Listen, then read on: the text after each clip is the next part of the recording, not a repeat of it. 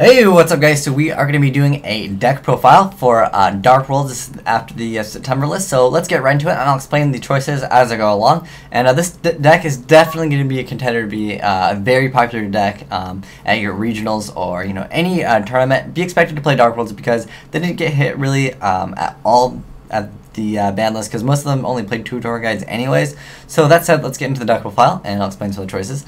So one beige just because it opens up options when you discard with the gates, and then once you discard with gates, you special summon and bounce back for Grapha. It just allows you to go for Grapha a lot more often, and you don't have to use your normal summon. And that allows you to go for like double Grapha because if you have another one in grave, you can just summon a Brow or whatever snow, and then just bounce it back, and then you have Grapha again. So I think beige is just really good. It allows you to kind of get monsters on the field a little bit quicker, as well as open up potentials for a lot more damage onto the field if you need to do that. Plus, it is level 4, so sometimes I've seen people go for exceeds, but generally I don't think it's really necessary. Generally, you just want to bounce back for Graph. A pretty simple play. And then 3 Brow, because once you discard, you get to draw a card. It's just like with gates, it's just like an extra draw engine. It's just really good, and as you guys know, you just bounce back for Grapha. It's just one of those monsters. And then 3 Grapha because Grapha is Grapha. And then we're playing 1 Malefic Stardust Dragon just because it allows you to essentially still have a summon after your summon has been negated. I only like to play 1 because it conflicts with Drag Down. Same thing with the Tour Guides. Like Tour Guide and Malefic Stardust Dragon, they conflict with the Drag Down. So if you want to take those out, by all means you can take them out. I will recommend you to play one or the other though, because it just allows you again just to have one of those cards where it allows you to go for more options. Because against like Dino Rabbit, this card is pretty decent. Just because whenever you activate anything that lets you discard, Rabbit will be pretty much forced to negate like Dark World dealings because they're afraid that you'll discard a Grapha and destroy their Logia. And so you can just go, oh, summon Malefic Stardust Dragon, attack now, and pretty good stuff. And you'll get your field spell off successfully because they've negated your Dark World dealings. And yeah, so I like this card. It's really good against like Rabbit, and as well as if you do have Skill Drain out, you can have Malefic plus all these monsters, and you can just attack for game. So pretty good. Next up, we play Triple Stone because it searches out anything that's Dark World, and then Tour Guide because it allows options. I am a fan of Tour Guide just because again it allows options, and it's one of those cards where you just go for Brow, and then you can go for even more pluses by now you have Tour Guide, which is 1000 attack, plus you'll have Grapha. And if you have the field spell out, that's an additional 300. And this actually gets the field spell boost too, so this will be at 1300. So you can inflict 4300 damage potentially if they have a blank field. So pretty decent card. As well as it's one of those cards where it allows you to stall, because sometimes I've noticed in Dark World, like you have just things that conflict with each other that you just require the other cards. Like sometimes you'll have 2 Drag Down, you don't have any Dark Worlds, and you have like card destruction and Dark World dealings, and you just don't have any Dark Worlds. I've noticed that. It happens, any deck can have inconsistency issues, and so yeah, Tour Guide allows you to stall with Emmons until you need to go for what you need to go for. Next up, we're playing Allure of Darkness, and at first I didn't really like Allure because I was like, well, everything is too good to remove. Well, now I like it because you can you can remove Malefic Stars, you can remove a Tour Guide if you need to, but also the reason why I've been liking Allure now is because of Tour Guide actually, because Tour Guide allows you to make Levier, and then from there you can get back anything that was banished from you using gates. So I think that Tour Guide is very viable. Same with Allure. And then card destruction, because card destruction is really good. Any monster that is Dark World basically becomes a +1 essentially with card destruction, and it's pretty good first turn. Next up, Dark Hole, triple Dark World dealings, because you need to discard outlet a lot, and Dark World dealings allows you to just get your Grapha into the grave, and as well as just search out your Grapha. It's basically draw power.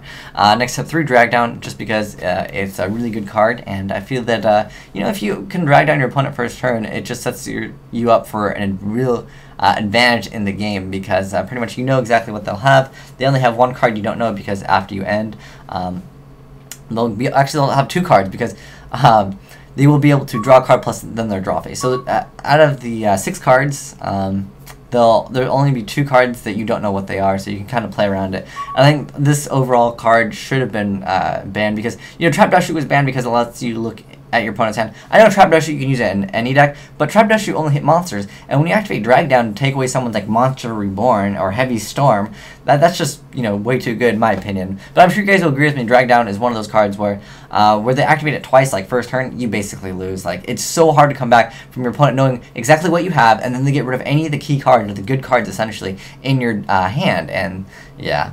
That's how I feel about Drag Down. I really don't like playing against this card, but when I have Drag Down, I like it a lot. Next up, we're playing Foolish Burial. It's not actually -1 because you're going to bounce back for Grapha anyways. So if you think about it this way, you have, let's say you only have 1 card in your hand, you activate Foolish Burial. Okay, so now you have 0 cards in hand. You send Grapha to the graveyard, and as long as you have a Dark World monster out, or, you know, just a Dark World monster, you bounce back for Grapha. And, so, it's not really a -1 if you guys get what I'm saying. Like, okay, say example, you have 2 cards, because if you only had 1 card, which would be Foolish Burial, that wouldn't work. But if you have Foolish Burial plus any Dark World monster that you can actually summon, like Snow or Beige or Brow. So you activate Foolish, you send Grapha, and Grapha will not get its effect because it has to be discarded. Keep that in mind. I've seen someone try to do that, like Foolish Grapha effect. It has to be discarded, and it can't be sent from the graveyard, from your hand to the graveyard. It has to be discarded. Being sent from the hand to the graveyard is different than being discarded. I don't know why it is considered different though. Keep that in mind as well. But yeah, Foolish Burial is not really minus, is what I'm saying, because you get to summon your monster and then you get to bounce back the monster. So it goes back to your hand. This goes back to your hand, and then Grapha goes, oh, I'm Grapha, and I'll come back over and over and over. So that said, we were at Drag Down, we're at Foolish. Okay. Next up, Heavy Storm. Heavy Storm's Heavy Storm. Shouldn't really need explanation for that. Even if you have a whole bunch of back row, generally your back row is going to be Reckless Greed anyways, and you just...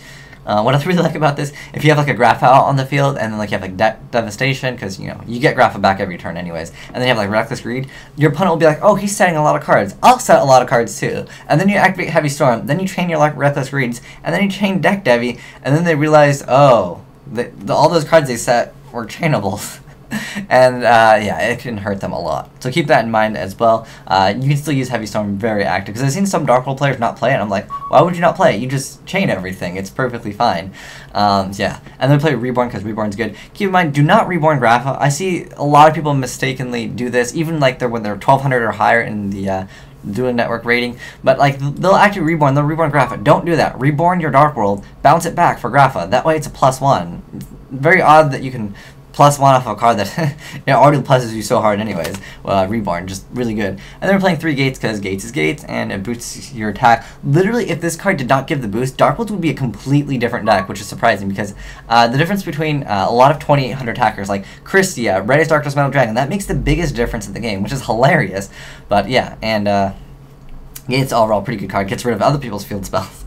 Next up, 3 Upstart Goblin, just because it doesn't matter. You're going to have Grapha every turn, and you want as good consistency as you can. I've noticed Dark World had the problem of the speed and consistency sometimes against other decks that were tier 1. Like Dan Rabbit, it's so fast when it goes first turn. Like, if they get Lygat first turn, they set. It can't be a task to deal with. And if you don't have those upstarts and stuff, you need to get every card that you can really get to as fast as possible. And then for the traps, we're going to be playing something a little bit different now. So we're playing Dark Smog and Deck Devastation Virus, because if you guys didn't know, Destiny Heroes are huge right now. Destiny Heroes and Plants are going to be another archetype, and some even mix them both together. Destiny Hero, Emergency Teleport, like a lot of people are going to be playing this. So Dark Smog will allow you to, you know, remove the Malicious, and that will hurt them a lot, because then they have a dead Malicious essentially in their deck. And then Deck Devastation Virus, you activate this against Plants back in the day when Plants were popular. Plants basically lost, which was kind of sad. Like, I felt like this card was really unbalanced against Plants. Like, literally, it's too easy to activate in this deck, and on top of that, you get the Grapha back next turn anyway, so yeah. And then 3 Reckless, because it really just helps out with the ability to set a whole bunch of stuff, and then it chain all of it when they activate Heavy Storm, so you don't even go minus. And then on top of that, Reckless, you know, getting yourself set up to Grapha over and over, and it sets it up so it doesn't really matter that you don't get to draw, because what are you going to do next turn? Okay, Grapha. Can you deal with Grapha like 3 times? Like, that's what it comes down to, is even though you don't get to draw for 2 turns, you'll have Grapha to protect yourself with anyways. And then we're playing 1 Skill Drain, just because Skill Drain is just really good against a lot of this, you know, meta. I just like 1. Some people were playing triple, I know that. But I feel like 1 is enough, because you'll have your draw power. You have, you know, triple Upstart, you have your Dark World Duelings, and you could even consider Drag Down technically, you know, a draw power card because it cycles through your deck, and you're gonna usually make it so you +1 off of the Drag Down anyways. So yeah, so I feel like Skill Drain, you can get to it fast. And then we're playing Solemn Judgment, because Solemn Judgment. And you'll notice there's no Solemn Warnings. And the reason why I don't like Solemn Warning in this deck is not necessarily because Pay Life, because Torrential Tribute essentially does the same thing. Like, what are you going to go for? If I go for a Tour Guide and make like a Zen Mains, I can just set Torrential, like whatever they summon, I just Torrential, then they'll end the turn with maybe a blank field, which is even better for me.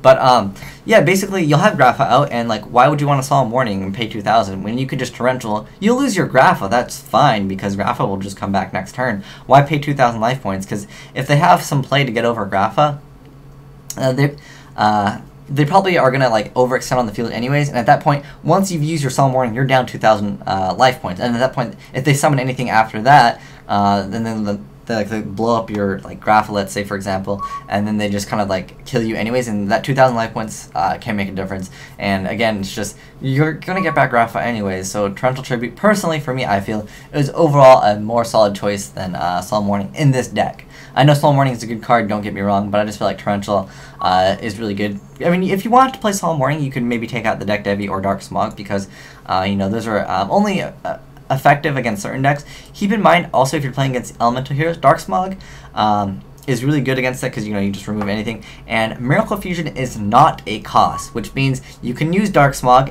and when they activate Miracle Fusion, remove their E hero, and then they have a Miracle Fusion that was essentially wasted. So as far as your extra deck, I recommend playing at least 2 Stardust. Not that you'll ever synchro to make the other Stardust, but just, you know, just in case you have the Reborn, it's there. Also Dark Highlander. This card's pretty interesting. You'll never really use it. To be honest, you'll never really make anything other than, you know, things you get with Tour Guide.